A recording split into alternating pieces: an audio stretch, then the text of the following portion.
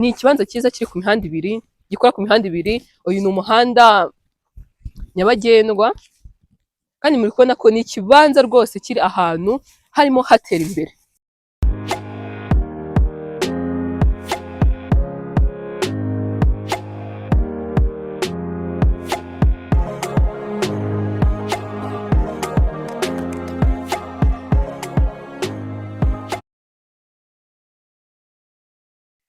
Muraho neza, mukomeze mugubwe neza aho muherereye hose, bakunzi ba Gisenyi Komisiyoneri, kampani ya mbere kandi yizewe ibagezaho ibibanza byiza, amazu meza ku giciro cyiza cyane. Tukaba dukorera hano muri Rubavu ndetse no mu gihugu cyose.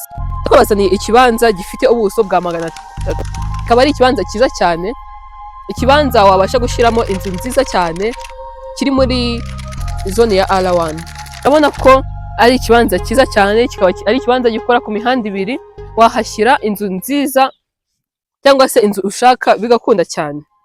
Muri kubona ko ni ikibanza kinini, muri kubona hano aya mabuye agarukiye hano, mbese kuri runo ruzitiro niho ikibanza cyacu, niko uburebure bw'ikibanza cyacu bungana, ndetse no kuzamuka ukagera hariya hagati, hariya muri kubona urundi ruzitiro hagati, niko kino nicyo kibanza cyacu.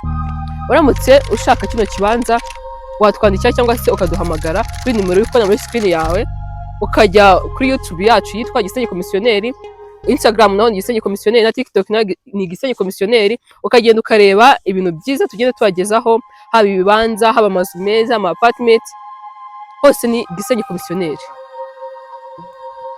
Nkuko nabibabwiye rero, ni ikibanza cyiza kiri ku mihanda ibiri, gikora ku mihanda ibiri.